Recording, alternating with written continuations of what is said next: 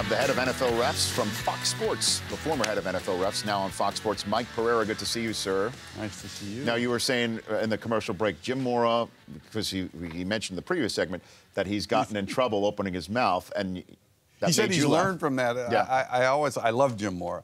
But, you know, I used to get calls from coaches on Mondays and Tuesdays. When you were the head of NFL refs. He's the only guy that called me at halftime. He called you at halftime of a game? 12 minutes, half is all they have. And he called me to complain about a pass interference call and a replay decision. And I was walking to get a piece of cold pizza by my phone ring, and it's him screaming at me. I said, Fantastic. Coach, you got 12 minutes. Go coach your team.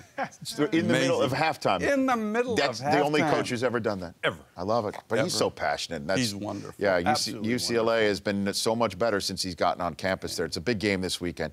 And he's going to be joining us here Mondays on the Rich Eisen Show, which I'm thrilled about. I love the Mora family. Let's talk about some of these plays from Week 11 that jumped out at us and you, including one that you were very critical of during the broadcast on Fox. But I want to start with the Sunday Night Football touchback that sure looked to me like a safety in the Indianapolis Colts New England Patriots game after one of the third quarter kickoffs with 3 minutes and change to go in the third quarter. Griff Whalen touches the ball in the field of play, and then it rolls into the end zone.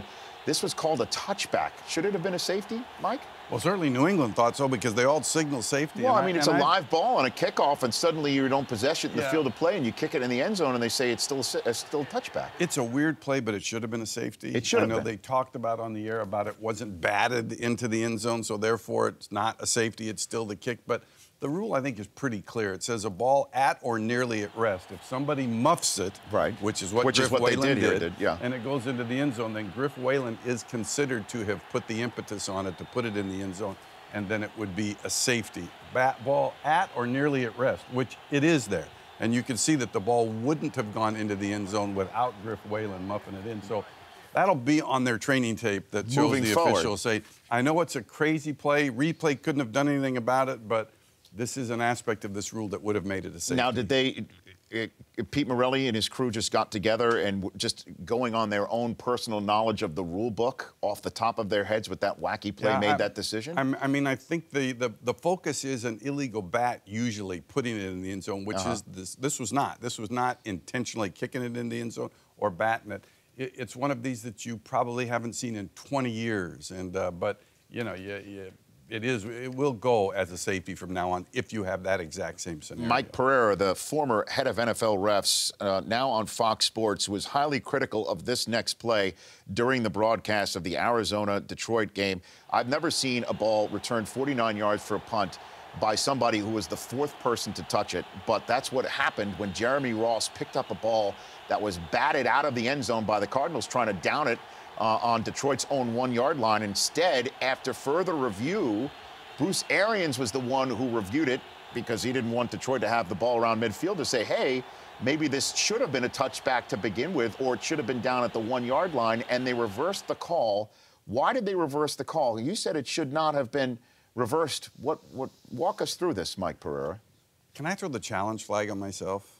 So of course you could throw the challenge flag on yourself. I think I got to challenge myself because actually they were right to reverse this. And I talked to Dean Blandino for 20 minutes last night. The current head of NFL refs. The current head of refs to try to get this sorted out right.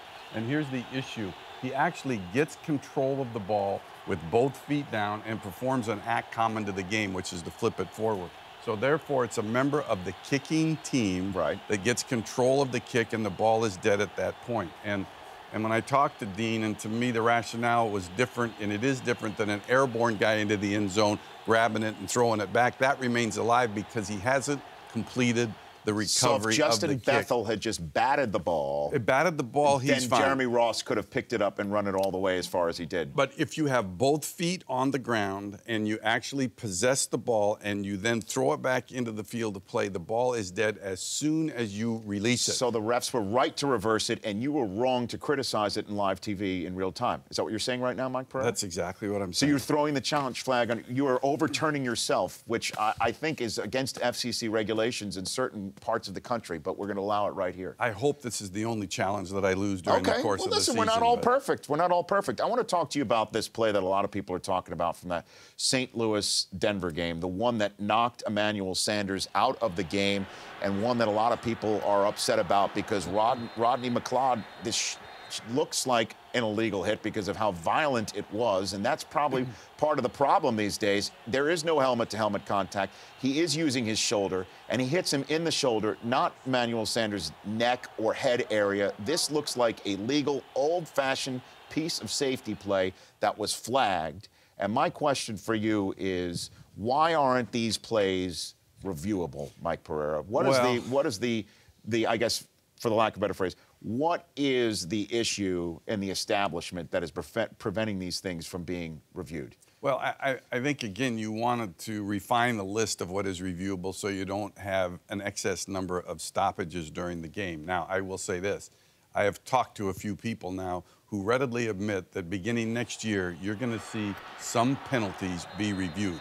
And this is going to be one of them. And it happened really on a play involving Jeff Fisher's team, who sits on the competition committee. Right. And I think they've been leaning toward this anyways. But I have interviewed Jeff Fisher, and I have told him these plays, and he's going to be on later on. Yeah, I'd love to ask him about this later on. Ask him again. Ask him again. And I think there'll be significant discussion. And here's why I think they'll have these hits reviewable. Yes. Because they're doing it in college now. Yeah, the targeting They're rule. doing it in this targeting rule. And you know what? It's been successful, and it's been accepted.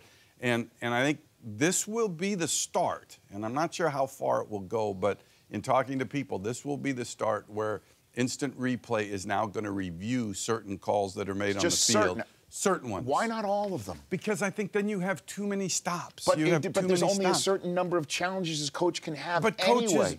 Coaches right now don't challenge that much. You know, we've had 160 games. So if you let coaches challenge everything, they'd use both their challenges because they could challenge a face mask. They could challenge an offside penalty.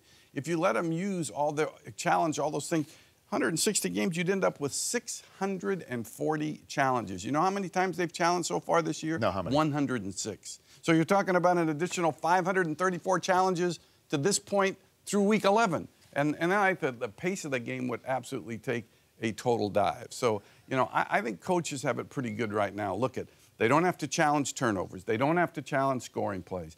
And I'm for the league taking a look at these types of fouls, but in a limited basis, like hits on defenseless players, and let them review that. Let them challenge that if they'd like to challenge it and open it up a little bit more. Mike Pereira, good to have you on once again here on this show, just like you and Jim Mora every Monday. We're building a roster here on the Rich Eisen Show. And you're in. You're part of it. And Jim Mora is going to call me right during our show. During the break. That's what he does. Complain about something that I said on That's what he says. That's what you say. He calls during breaks. Good to see you, Mike Pereira. Good to see you. Mike Pereira, the head of NFL refs from back in the day, now on Fox Sports. The Rich Eisen Show, weekdays at noon Eastern. On Audience.